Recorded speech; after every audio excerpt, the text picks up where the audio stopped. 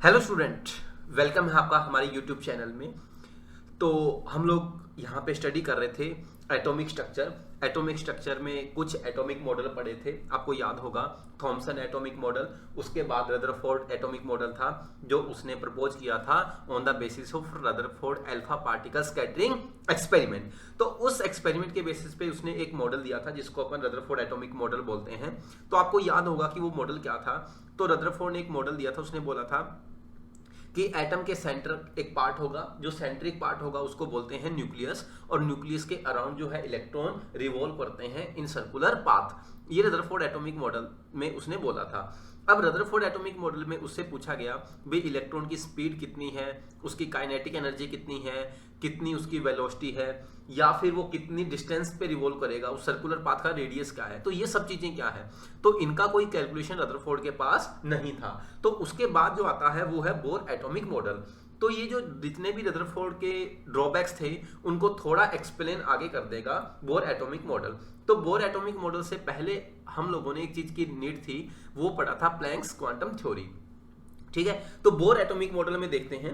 तो bore atomic model में सबसे पहले देखेंगे बोर एटॉमिक मॉडल के पोस्टुलेट्स क्या है। पोस्टुलेट का मतलब होता है कि बोर एटॉमिक मॉडल के कुछ अजम्पशंस थे जिनका कोई एक्सपेरिमेंटल या मैथमेटिकल एक्सपेरिमेंटल कोई बेस नहीं होता। ठीक है, पोस्टुलेट का मतलब इसके अजम्पशंस आप बोल सकते हो।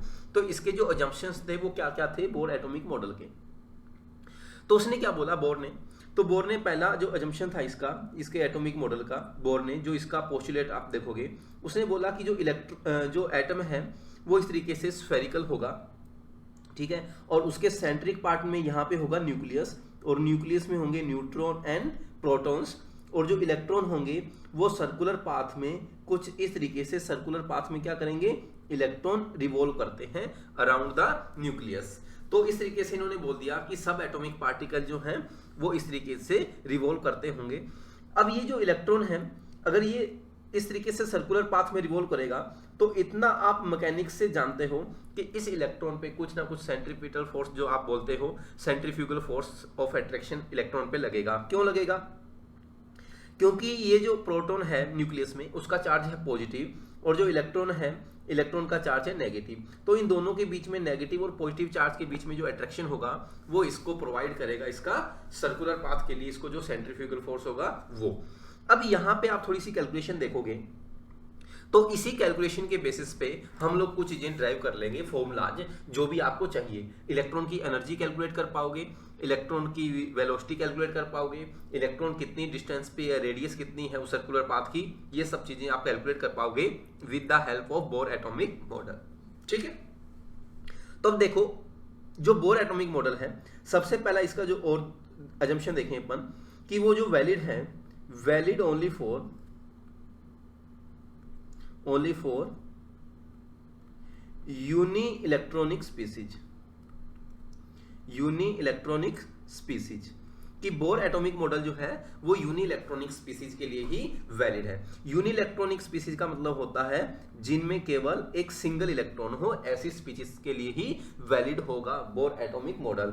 अब आपसे पूछूं कि क्या बोर एटॉमिक मॉडल हाइड्रोजन के लिए वैलिड होगा, आप बोलोगे हाइड्रोजन में कितना इलेक्ट्रॉन है, 1 इलेक्ट्रॉन, तो इसके लिए वैलिड होगा। मैंने आपको बोला कि क्या हीलियम के लिए बोर एटॉमिक मॉडल वैलिड होगा, आपने देखा कि हीलियम हाइड्रोजन के बाद हीलियम का एटॉमिक नंबर 2, हीलियम का एटॉमिक नंबर 2, तो इसका मतलब हीलियम में 2 प्रोटॉन और 2 ही इलेक्ट्रॉन, तो इसका मतलब इसके लिए वैलिड नहीं होगा। अब हीलियम के लिए वैलिड नहीं होगा तो आपने सोचा कि हीलियम में 2 इलेक्ट्रॉन थे, तो हीलियम में से 1 इलेक्ट्रॉन रिमूव कर देते हैं, तो आपने हीलियम प्लस लिख दिया। तो हीलियम प्लस में कितने इलेक्ट्रॉन, 1 सिंगल इलेक्ट्रॉन, तो क्या ये हीलियम प्लस के लिए वैलिड होना चाहिए, जी, हीलियम प्लस के लिए बोर मॉडल एप्लीकेबल होगा। अब आपने बोला लिथियम, तो लिथियम में आपने बोला 3 इलेक्ट्रॉन, तो 3 इलेक्ट्रॉन, तो इसके लिए कोई बोर मॉडल वैलिड नहीं होगा। अब आपने बोला लिथियम था 3 इलेक्ट्रॉन थे, तो 2 इलेक्ट्रॉन रिमूव कर दो, तो ये लिथियम +2 के लिए वैलिड होगा। तो ये यूनी इलेक्ट्रॉनिक स्पीसीज के लिए ही वैलिड है। तो ध्यान रहे कि जितने भी आप लोग यहाँ पे फॉर्मूला ड्राइव करोगे बोर एटॉमिक मॉडल में, वो सबके सब किस में वैलिड होंगे, यूनी इलेक्ट्रॉनिक स्पीसीज। तो मतलब आप हीलियम के लिए अप्लाई नहीं कर सकते, हीलियम आयन के लिए, हीलियम प्लस के लिए बोर मॉडल अप्लाई कर सकते हो, हाइड्रोजन एटम के लिए अप्लाई कर सकते हो, ठीक है, लिथियम +2 के लिए आप अप्लाई कर सकते हो। तो इस तरीके के ये फॉर्मूला जो है बोर मॉडल के। इनको अप्लाई करेंगे, ठीक है।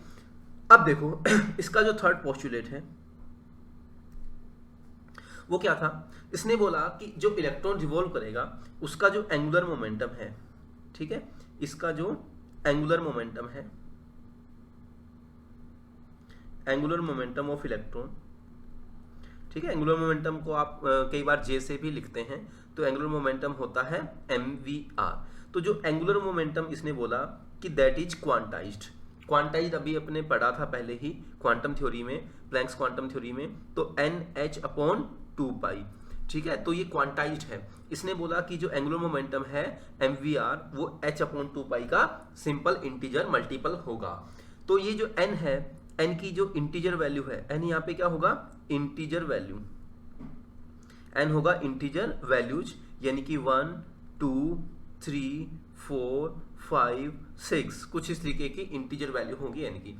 लाइक आपने m जो एंगुलर मोमेंटम है n की वैल्यू 1 लिखी, तो mvr यानी कि एंगुलर मोमेंटम की जो वैल्यू है वो कितनी होगी, h/2π। 2 लिखा तो कितना, 2h/2π।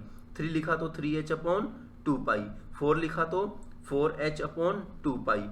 5 लिखोगे तो 5h/2π, इस तरीके से ना, तो 6h/2π।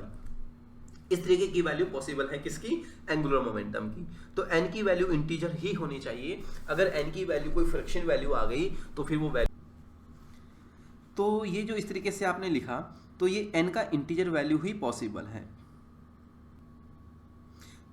अब देखिए ये जो इस तरीके से आपने एंगुलर मोमेंटम की वैल्यू लिखी, तो ये जो है n की इंटीजर वैल्यू ही पॉसिबल है। अगर n की वैल्यू जो है अगर फ्रैक्शन आती है तो फिर वो जो है वो पॉसिबल वैल्यू नहीं होगी एंगुलर मोमेंटम की या फिर n की वैल्यू, ठीक है। तो इस पे बहुत अच्छा क्वेश्चन बनता है, IIT एडवांस में भी ऐसा क्वेश्चन आ चुका है। देखते हैं इधर कैसा किस तरीके का क्वेश्चन हो सकता है। देखते हैं इधर कि which of the following value, which of the following value of angular momentum is not possible, ठीक है। और आपको वैल्यू दे दी गई, फर्स्ट वैल्यू आपको दी गई 2h/π, second value 1.5h/π, third value 2.5h/2π। तो इनमें से कौन सी वैल्यू जो है इन एंगुलर मोमेंटम की वो पॉसिबल नहीं है, वो आपको देखकर यहाँ पे बताना है।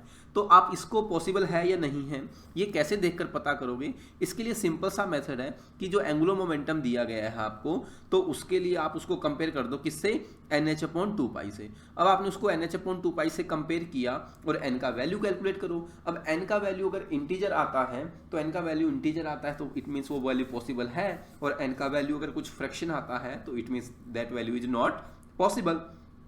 चलो इनको लिखते हैं। आपने इसको कंपेयर किया nh/2π, तो ये पाई से पाई कैंसिल हुआ, h से h कैंसिल हुआ, तो इसको सोल्व किया तो n का वैल्यू 4। अब n का वैल्यू 4 तो it means this is possible, ठीक है। तो फर्स्ट वैल्यू इज पॉसिबल।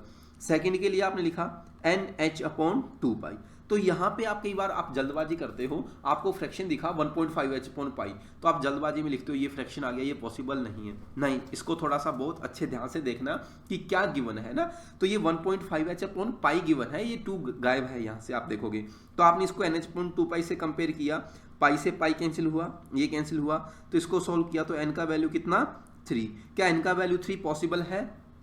जी बिल्कुल पॉसिबल है। तो n का वैल्यू 3 पॉसिबल है, इट मीन्स ये भी एंगुलर मोमेंटम का वैल्यू पॉसिबल है। नेक्स्ट देखिए, इसको आपने कंपेयर किया nh/2π से, तो ये 2π कैंसिल हुआ, h कैंसिल हुआ, तो इसको आपने सोल्व किया तो n का वैल्यू कितना आया, 2.5। अब n का वैल्यू 2.5 है, तो n का वैल्यू जो है वो फ्रैक्शन पॉसिबल नहीं है, ये 2.5 इज नॉट पॉसिबल। अब 2.5 n का वैल्यू पॉसिबल नहीं है, तो ये एंगुलर मोमेंटम का भी ये वैल्यू पॉसिबल नहीं है। तो कौन सा वैल्यू पॉसिबल नहीं है, थर्ड वैल्यू पॉसिबल नहीं है एंगुलर मोमेंटम का। दूसरी चीज आपने देखी कि जो एंगुलर मोमेंटम है उसका सीधा सा फॉर्मूला है nh/2π। अब एंगुलर मोमेंटम का फॉर्मूला है nh/2π, इट मीन्स जो एंगुलर मोमेंटम है वो ओनली एंड ओनली डिपेंड करता है किस पे, n पे, मतलब शेल नंबर पे डिपेंड करता है, वो एटॉमिक नंबर पे डिपेंड नहीं करता। अब अगर आपने थर्ड शेल लिया या थर्ड ऑर्बिट लिया, n का वैल्यू आपने 3 लिखा। अब आप n का वैल्यू 3 लिखते हो तो फिर वो चाहे हीलियम के लिए हो या लिथियम +2 के लिए हो, हाइड्रोजन के लिए हो, किसी भी एटम के लिए हो, एंगुलर मोमेंटम का वैल्यू क्या होगा, सेम होगा।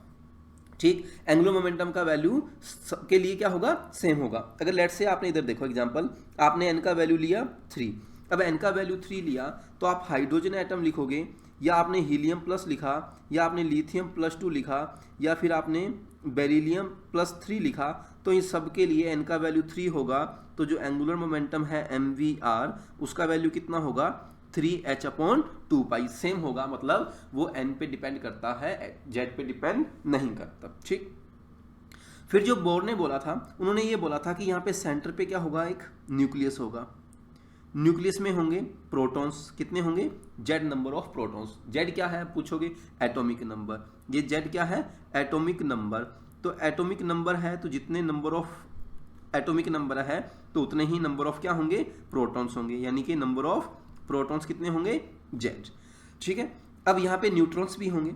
अब इन्होंने क्या बोला था कि इस न्यूक्लियस के अराउंड इलेक्ट्रॉन रिवॉल्व करते हैं कुछ वेल डिफाइंड पाथ में। तो जो वेल डिफाइंड पाथ है वो किस तरीके की, इन्होंने बोला सर्कुलर पाथ है। ठीक है, अब ये सर्कुलर बने तो ठीक है, देखनी तो आप मान लेना कि ये सर्कुलर है, तो इस तरीके से पाथ होंगे, ये पहला पाथ, फिर ये दूसरा पाथ, फिर इस तरीके से ये थर्ड पाथ। अब इनका जो है, इनको जो पाथ है सर्कुलर पाथ, इनको बोलते हैं ऑर्बिट, इनको ऑर्बिट भी बोलते हैं, इनको शेल भी बोलते हैं, इनको बोर एनर्जी लेवल भी बोलते हैं। ठीक है ना, या फिर बोर स्टेशनरी स्टेट बोल दो, ठीक है ना, इसको स्टेशनरी स्टेट भी बोलते हैं। तो एक ही बात है, सब एक ही नाम है। अब ये जो है, ये न्यूक्लियस था, न्यूक्लियस के जस्ट पास वाला जो होता है N1 फर्स्ट शेल बोलते हैं इसको, और इसको नेम देते हैं K। इसके बाद जो है वो है N2 और इसको नेम देते हैं L। इसके बाद नेक्स्ट होगा थर्ड शेल, उसको बोलते हैं M। तो इस तरीके से होंगे, N का वैल्यू कितना, 1 2 3 4 and so on up to infinity. इनके जो नेम है वो इस तरीके से होंगे, कैपिटल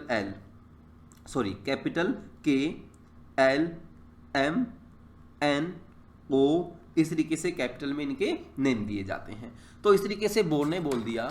अब अपने को कैलकुलेट करना है इस इलेक्ट्रॉन का, जो भी इलेक्ट्रॉन किसी भी पाथ में रिवॉल्व करेगा, उनकी एनर्जी, उनकी रेडियस, उनकी वेलोसिटी इलेक्ट्रॉन की। फिर बोर ने बोला कि इलेक्ट्रॉन जब तक किसी भी सर्कुलर पाथ में रिवॉल्व करेगा, ठीक है, तो इलेक्ट्रॉन जब तक किसी भी सर्कुलर पाथ में रिवॉल्व करेगा तो इलेक्ट्रॉन की जो एनर्जी है वो क्या होगी, कांस्टेंट होगी। ठीक है, इसका जो नेक्स्ट पोस्टुलेट था वो energy of electron in an orbit remains constant, कि जब तक इलेक्ट्रॉन एक ऑर्बिट में रिवॉल्व करता रहेगा उसकी कोई एनर्जी में लॉस या गेन नहीं होगा, वो सर्कुलर पाथ में उसकी एनर्जी क्या रहेगी, कांस्टेंट रहेगी। ठीक है, अब बात ये आती है कि इलेक्ट्रॉन की एनर्जी कांस्टेंट रहेगी, बट इलेक्ट्रॉन के पास दो पॉसिबिलिटीज है कि अगर इलेक्ट्रॉन का ट्रांजिशन हुआ, ट्रांजिशन का मतलब क्या होगा कि इलेक्ट्रॉन जंप करेगा या तो किसी बाहर वाले एनर्जी लेवल से अंदर में, लाइक वो यहाँ से अंदर आ जाए, किसी में भी आ जाए, वो बाद की बात है, या फिर किसी अंदर वाले से बाहर, या मतलब लोअर से क्या जाए, हायर में जाए। तो अगर इलेक्ट्रॉन का ट्रांजिशन होगा तब इलेक्ट्रॉन एनर्जी का एमिशन या एब्जॉर्प्शन उसके अकॉर्डिंग कर सकता है, बट जब तक वो एक सर्कुलर पाथ में रहेगा उसकी एनर्जी क्या रहेगी, कांस्टेंट रहेगी। ठीक है, अगर मान लो ट्रांजिशन होता है, but for transition of electron तो जो एनर्जी होगी डेल्टा ई की वैल्यू वो आप लिख सकते हो फाइनल माइनस ई इनिशियल, कुछ इस तरीके से लिख सकते हो। ठीक है, अब डेल्टा ई की वैल्यू पॉजिटिव है तो इसका मतलब एनर्जी का क्या होगा, एब्जॉर्प्शन। ठीक है, और डेल्टा ई की वैल्यू आ गई नेगेटिव तो इसका मतलब एनर्जी का क्या होगा, एमिशन।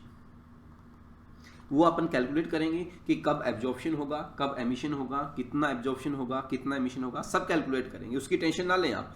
ठीक है, आपको इतना पता होना चाहिए कि जब तक इलेक्ट्रॉन एक ऑर्बिट में रहेगा तब तक उसकी एनर्जी टाइम के साथ चेंज नहीं होगी, चाहे वो सालों साल घूमता रहे, उसकी एनर्जी क्या रहेगी, कांस्टेंट रहेगी।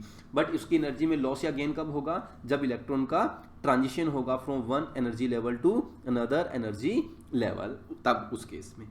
ठीक है, अब आप देखो अब अपन कैलकुलेशन करते हैं, जितने भी इसकी कैलकुलेशन करनी थी कि इसका रेडियस कितना होगा, इसकी एनर्जी कितनी होगी, इसका जो भी वेलोसिटी है इलेक्ट्रॉन का वो कितना होगा। ये फॉर्मूला बहुत इंपॉर्टेंट है, इनमें अक्सर क्वेश्चन नीट में, मेंस में तो बिल्कुल डायरेक्ट क्वेश्चन आता है, बिल्कुल फॉर्मूला बेस्ड क्वेश्चन बनता है, ना ऊपर ना नीचे।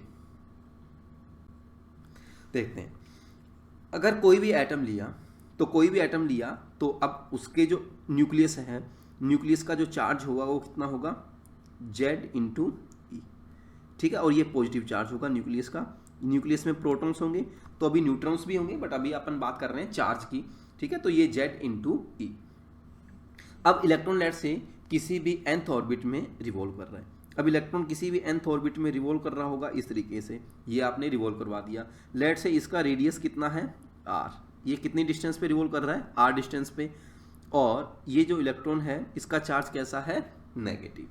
तो यहाँ पे दो चीज़ें देखनी है कि जो पहली चीज़ ये है कि इलेक्ट्रॉन अगर रिवॉल्व कर रहा होगा तो इलेक्ट्रॉन पे लगेगा centrifugal force of attraction of electrons, protons, कि इलेक्ट्रॉन रिवॉल्व कर रहा है तो रिवॉल्व सर्कुलर पाथ में रिवॉल्व करने के लिए उसको सेंट्रीपिटल फोर्स चाहिए, और उस सेंट्रीपिटल फोर्स की वैल्यू आप मैकेनिक्स में पढ़ चुके हो, वो कितनी आती है, mv²/r। और वो कौन प्रोवाइड करेगा, इस न्यूक्लियस और इलेक्ट्रॉन के बीच का अट्रैक्शन फोर्स। और वो अट्रैक्शन फोर्स जो है इस न्यूक्लियस और इस इलेक्ट्रॉन के बीच का, वो आता है kZe, और ये किसका चार्ज, इलेक्ट्रॉन का चार्ज इंटू r², है ना। ये जो फोर्स आता है वो आता है kQ1Q2/r², kQ1Q2/r², इतना फोर्स आता है। तो Q1 किसका, न्यूक्लियस का, कितना, Ze, Q2 किसका, इलेक्ट्रॉन का, वो चार्ज कितना, E r², ठीक है। दूसरा, इसका जो अजम्पशन था, पोस्टुलेट था कि mvr कितना, NH/2π। तो ये दो इक्वेशन आ गई आपके पास, इक्वेशन 1 एंड इक्वेशन 2।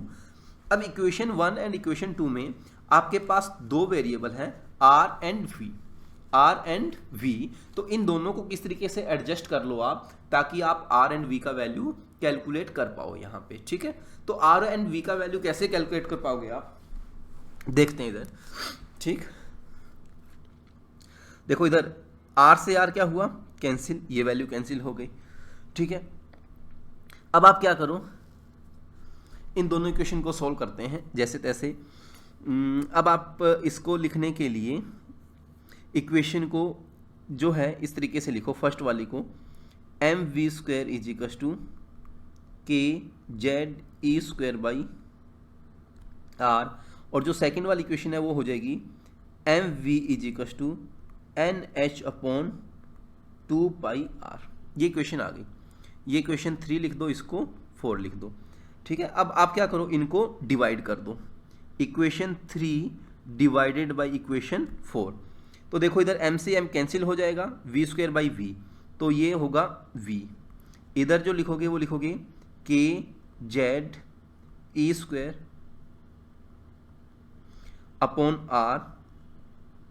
NH/2πr। तो ये r से r भी कैंसिल हो जाएगा। तो वेलोसिटी की जो वैल्यू आ गई वो कितनी आ गई, 2π k E² into Z/h into n, ये वेलोसिटी की वैल्यू आ गई। अब आपको पता है 2 कांस्टेंट है, पाई कांस्टेंट है, k का वैल्यू कांस्टेंट है, E charge of electron constant है, h भी कांस्टेंट है। तो इन सब की वैल्यू कांस्टेंट है, z और n वेरी करेगा। तो आप इसको लिख सकते हो इस तरीके से, v = 2π k Ze²/h और इंटू कितना, Z/n, ये वैल्यू लिख दिया आपने, ठीक है। अब आपने क्या किया, इन सब कांस्टेंट की वैल्यू पुट कर दी, ये इन सब कांस्टेंट की वैल्यू पुट कर दी। तो इन सब कांस्टेंट की वैल्यू पुट करने के बाद जो वेलोसिटी का फाइनल फॉर्मूला आपके पास आएगा, इनकी वैल्यू पुट करना आप, तो वेलोसिटी का फॉर्मूला जो आएगा 2.18 into 10⁶ Z/n metre per second, इस तरीके। तो ये एक बहुत ही इंपॉर्टेंट फॉर्मूला आपके पास आ गया वेलोसिटी का, कितना, 2.18 into 10⁶ Z/n metre per second, ठीक है। तो ये आपके पास फॉर्मूला आया वेलोसिटी का। कैसे आया, डेरिवेशन आपने देख लिया बहुत अच्छे से। अब सिमिलर इसी तरीके से आप किसी भी इक्वेशन में, मेरे ख्याल से आप इसमें पुट कर दो, जो आपके पास इक्वेशन 4 है इसमें ये वेलोसिटी की जो वैल्यू है, आप इस वेलोसिटी की वैल्यू पुट करोगे तो आपके पास किसकी वैल्यू आ जाएगी, आर की। ठीक है, अब इसको देखते हैं कि इसमें पुट करने के बाद जो आर की वैल्यू है वो क्या आएगी। ठीक, इसमें वैल्यू पुट करने के बाद जो आर की वैल्यू आई आपके पास वो आ गई n square h square upon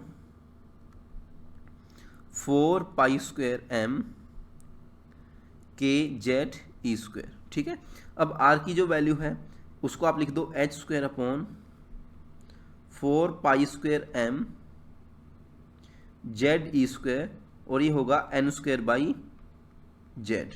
ठीक है, यहाँ पे जेड लिख दो, इसको आपने लिख दिया के ई स्क्वायर, ये के था के ई स्क्वायर और ये जेड। अब ये सब कुछ कांस्टेंट है, ये सब कुछ कांस्टेंट है तो इनकी वैल्यू पुट कर देते हैं। तो इनकी वैल्यू पुट करने के बाद आएगा 0.529 into 10⁻⁻10 n square by z. ठीक है, एन स्क्वायर बाई जेड, और ये किस में आएगा, रेडियस है तो ये किस में आ गया, मीटर में। ठीक है, ये किस में आएगी वैल्यू, मीटर में। अब इसको पता है 10⁻⁻10 को आप लिख सकते हो एंगस्ट्रॉम, तो ये आर का जो वैल्यू आएगा वो आएगा 0.529 into n square by z, और इसको आप लिख सकते हो किसमें, एंगस्ट्रॉम में। तो अब आपके पास आर और वेलोसिटी दोनों की कैलकुलेशन आपने बहुत अच्छे से कर ली है। ठीक है, दोबारा से फिर एक बार इनका फॉर्मूला लिख रहा हूं वेलोसिटी और रेडियस का, ताकि आपको बिल्कुल अच्छे से याद हो जाए। अगर ये फॉर्मूला आपको याद है तो आप मानकर चलो कि अगर बोर मॉडल के आपके फॉर्मूला याद है तो 25% एटॉमिक आपका यहीं पे ही फिनिश हो गया। बस फॉर्मूला में वैल्यू पुट करनी है, और वैल्यू कुछ भी ज़्यादा बड़ी नहीं है, फॉर्मूला आपको बिल्कुल टिप्स पे पता होने चाहिए। अगर ये फॉर्मूला आपको बहुत अच्छे से पता है तो आप कोई भी क्वेश्चन एटॉमिक स्ट्रक्चर का इजीली सॉल्व कर पाओगे। ठीक, अब देखते हैं क्या फॉर्मूला है, क्या कैसे कैलकुलेशन करनी है इनकी। ठीक है, दोबारा से एक बार फिर फॉर्मूला लिख रहा हूँ, फिर अपन क्वेश्चन की तरफ बढ़ेंगे इनके। तो जो वेलोसिटी का फॉर्मूला है, वेलोसिटी का फॉर्मूला आपके पास है, वेलोसिटी कितना 2.18 इंटू 10⁻6 जेड बाई एन, और ये था मीटर पर सेकेंड। और जो रेडियस का फॉर्मूला है वो है 0.529 into n square by z, कितना, एंगस्ट्रॉम। ये क्या था, एंगस्ट्रॉम। ठीक है, आप वेलोसिटी को बोल सकते हो velocity is directly proportional to Z by n, और radius is directly proportional to n square by Z. अब आपके बार बार आ रहा होगा माइंड में, ये जेड क्या है, जेड है एटॉमिक नंबर, और एटॉमिक नंबर पहले आपको बता चुका हूं कि atomic number is equal to number of proton. इसको आप इलेक्ट्रॉन से कभी लिंक ना कर दें कि atomic number is equal to number of electron, क्योंकि नंबर ऑफ इलेक्ट्रॉन तो हर केस में कितना होगा, बोर का जब भी क्वेश्चन आएगा तो इसका मतलब सिंगल इलेक्ट्रॉन, यूनिइलेक्ट्रॉनिक। ठीक है, तो आप कंफ्यूज ना हो, एटॉमिक नंबर क्या होता है, नंबर ऑफ प्रोटॉन्स। ठीक, और जो एन है वो क्या चीज है, शेल नंबर।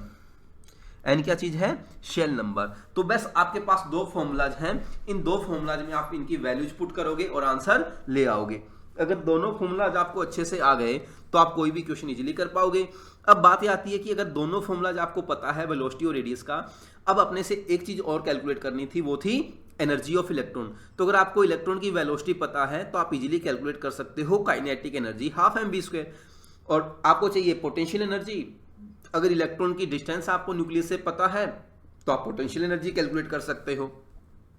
तो इस तरीके से आपको कैलकुलेट करना है काइनेटिक एनर्जी, पोटेंशियल एनर्जी। ठीक है, अब बात ये आती है कि अगर आपने इन सबको वैल्यू कैलकुलेट कर ली, अब इनकी वैल्यू कैलकुलेट करने के बाद अपन उसकी एनर्जी की वैल्यू बाद में कैलकुलेट करेंगे। अब पहले इनके जो क्वेश्चंस हैं एनर्जी, रेडियस और वेलोसिटी के, वो कुछ अटेम्प्ट कर लेते हैं। ठीक है, तो इनके कुछ क्वेश्चन देखते हैं, फिर उसके बाद मूव करेंगे जो नेक्स्ट इसका पार्ट है एनर्जी का।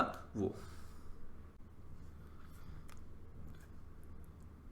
अभी इस क्वेश्चन को देखो बड़े अच्छे ध्यान से कि calculate the velocity of electron, कि इलेक्ट्रॉन की वेलोसिटी आपको कैलकुलेट करनी है किसमें, first orbit of hydrogen atom. तो first orbit of hydrogen atom है, तो इनको आप सॉल्व करेंगे। तो आपको फर्स्ट क्वेश्चन में हाइड्रोजन एटम बोला है, तो हाइड्रोजन एटम बोलते ही आपके माइंड में आ जाएगा कि इसका एटॉमिक नंबर कितना है, हाइड्रोजन है तो हाइड्रोजन का एटॉमिक नंबर कितना, 1। तो जेड का वैल्यू तो आपने लिख दिया कितना, 1। कौन सा ऑर्बिट है, फर्स्ट ऑर्बिट। तो फर्स्ट ऑर्बिट है, इस मीन्स एन का वैल्यू कितना, एन का वैल्यू कितना, 1। अब आपको वेलोसिटी कैलकुलेट करनी थी, तो वेलोसिटी की वैल्यू आपने लिख दी कितनी, 2.18 into 10⁻⁶ n² metre per second. ठीक है, यूनिट का ध्यान रखना, मीटर पर सेकंड है या सेकंड सेंटीमीटर में पूछा है क्वेश्चन में, ध्यान रखना आप। तो आपने वेलोसिटी की वैल्यू कैलकुलेट कर ली, 2.18 इंटू 10⁻⁶, n का वैल्यू पुट किया कितना 1², z का वैल्यू कितना 1, तो ये वैल्यू कितनी आएगी आपके पास 2.18 इंटू 10⁻⁶ मीटर पर सेकेंड। तो इस तरीके से देखो इतने सिंपल क्वेश्चन बनते हैं और ये आपका वैल्यू आ गया 2.18 इंटू 10⁻⁶ मीटर पर सेकेंड। ठीक, नेक्स्ट आप देखिए सेकंड जो पार्ट है, third orbit of helium plus. तो हीलियम प्लस है तो इट मीन्स जेड का वैल्यू हाइड्रोजन हीलियम 2, एन का वैल्यू कितना क्वेश्चन में बोल दिया थर्ड ऑर्बिट, तो थर्ड ऑर्बिट तो एन का वैल्यू कितना 3, तो वेलोसिटी चाहिए तो 2.18 इंटू 10⁻⁶ जेड, सॉरी ये वेलोसिटी का फॉर्मूला है जेड बाई एन, ठीक है ना, जेड बाई एन, तो 1/1, तो ये जेड कितना 2 और ये कितना 3, तो वेलोसिटी कितना आ जाएगा 2.18 into 4 into 2 divided by 3 into 10⁻⁶ metre per second. तो वेलोसिटी की वैल्यू कितनी हो जाएगी भाई, ये हो गई आपके पास 4.36 divided by 3 into 10⁻⁶ metre per second. बस आपको इस तरीके से वैल्यू पुट करनी है फॉर्मूलाज में और कोई प्रॉब्लम नहीं होगी। ठीक, थर्ड जो है आपके पास, थर्ड केस में देखिए fourth energy level of hydrogen atom. तो हाइड्रोजन एटम बोलते ही माइंड में आया जेड कितना 1, जेड मतलब एटॉमिक नंबर, तो जेड की वैल्यू एटॉमिक नंबर की वैल्यू कितनी 1, फोर्थ एनर्जी लेवल, तो एनर्जी लेवल फोर्थ है तो मतलब एन का वैल्यू कितना 4। अब एन का वैल्यू 4 है, वेलोसिटी की वैल्यू कितनी 2.18 into 10⁻⁶ z by n 1/4 metre per second. ठीक है, तो इसको आपने सोल्व किया तो वेलोसिटी की वैल्यू आ जाएगी 2.18 into 4 into 10⁻⁶ metre per second. तो इस तरीके से, ठीक है।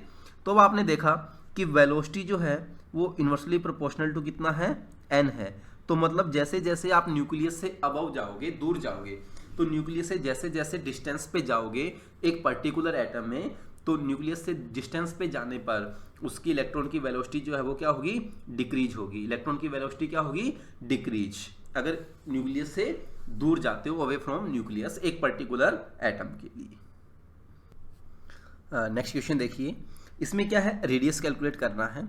किसका रेडियस कैलकुलेट करना है, calculate the radius of first orbit of hydrogen atom, third energy level of lithium +2, fourth stationary state of helium plus ion. ठीक है, तो अब आपको रेडियस कैलकुलेट करना है, तो रेडियस का फॉर्मूला अप्लाई कर दोगे। रेडियस कितना 0.529 n²/z एंगस्ट्रॉम। ठीक है, 0.529 n²/z angstrom.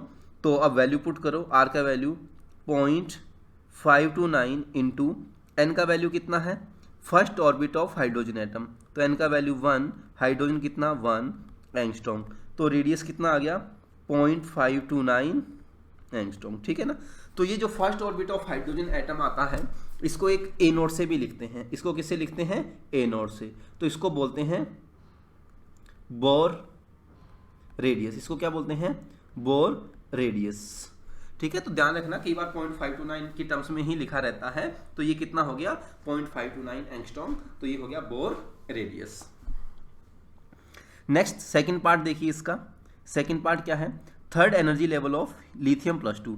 Lithium +2 ion given है, तो इट मीन्स जेड का वैल्यू तो कितना हो गया, हाइड्रोजन हीलियम लिथियम 3। अब थर्ड एनर्जी लेवल है तो एन का वैल्यू कितना 3, तो रेडियस के लिए 0.529 इंटू एन कितना 3² डिवाइडेड बाई जेड एंगस्ट्रॉम, तो ये वैल्यू कितनी आएगी 0.529 into 3 angstrom. Very simple question है। ठीक है, थर्ड पार्ट जो है इसका वो है fourth stationary state of helium plus ion. तो fourth stationary state of helium plus ion है, तो उसको क्या लिख सकते हो आप, हाइड्रोजन हीलियम, तो जेड का वैल्यू तो कितना 2 और एन का वैल्यू कितना 4, तो आप इसको लिखोगे आर 0.529 इंटू एन स्क्वायर कितना 4² बाई जेड कितना 2 एंगस्ट्रॉम, तो इसको आप लिख सकते हो 0.529 इंटू ये होगा 16/2, यानी कि ये कितना हो गया 8 एंगस्ट्रॉम। ठीक है, ये आर का वैल्यू आ गया। अब आपको पता है इसको कितना लिखते हैं A0, और ये कितना है 8, तो इसको आर को आप ऐसा भी लिखा मिल सकता है 8A0। ठीक है, आपको ऑप्शन में मिलेगा 8A0 और यहाँ पे ऑप्शन में लिख देगा A0 क्या है, बोर रेडियस। तो आप इसमें कंफ्यूज ना हो कि ये क्या आ गया ऐसा कुछ, तो 0.529 को क्या लिखता है, बोर रेडियस, यानी कि उसको लिखते हैं A0 सिंबल से। तो इस तरीके से आपके पास हो गया ये क्वेश्चन। तो सिंपल है, या फिर इनके क्या पूछे जाते हैं क्वेश्चन में, सिंपल वैल्यूज या फिर रेशियो पूछ लिया जाता है। ठीक, नेक्स्ट क्वेश्चन लिखिए। देखिए इसमें क्या कैलकुलेट करना है, रेडियस रेशियो कैलकुलेट करना है किसका, second orbit of hydrogen and third orbit of lithium +2 ion, इनका कैलकुलेट करना है। तो आपको पता है अगर आप रेडियस ऑफ हाइड्रोजन के लिए लिखोगे, ठीक है, रेडियस ऑफ हाइड्रोजन, तो ये वैल्यू कितनी आएगी 0.529 n²/z। तो हाइड्रोजन का कौन सा ऑर्बिट है, सेकंड ऑर्बिट, तो 2² कितना 1। और अगर आपने लिखा रेडियस ऑफ लिथियम +2 के लिए, तो ये वैल्यू कितनी होगी 0.529 इंटू, अब कौन सा ऑर्बिट है, थर्ड ऑर्बिट, यानी कि 3² z। लिथियम का z कितना 3। अब इसको डिवाइड करो, रेशियो लिखो, radius of hydrogen atom and radius of lithium +2 ion. तो इसको डिवाइड करोगे तो 0.529 इंटू 2² डिवाइडेड बाई 0.529 इंटू 3, ये 3 से 3 एक कैंसिल हुआ ये वाला, तो ये रेशियो कितना आ गया 2² यानी कि 4:3। तो इसका आंसर कितना लिखोगे आप 4:3। तो इस तरीके के क्वेश्चन आते हैं, या तो रेडियस कैलकुलेट करना या फिर रेडियस का रेशियो, वेलोसिटी का रेशियो। बस आपको फॉर्मूला पता है तो फिर वो क्वेश्चन में कैसे भी मूव करे तो आप उसको इजीली सॉल्व कर सकते हैं। तो ये आपने किया रेडियस एंड वेलोसिटी के बारे में, अपने पूरा डेरिवेशन पढ़ा, उनके पूरे क्वेश्चंस किए। तो आप इनको और अच्छे से प्रैक्टिस करिएगा।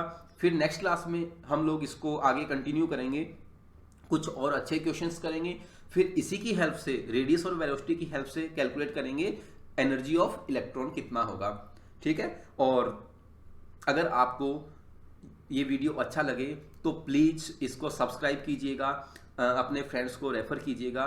Thank you so much guys, best of luck, thank you so much.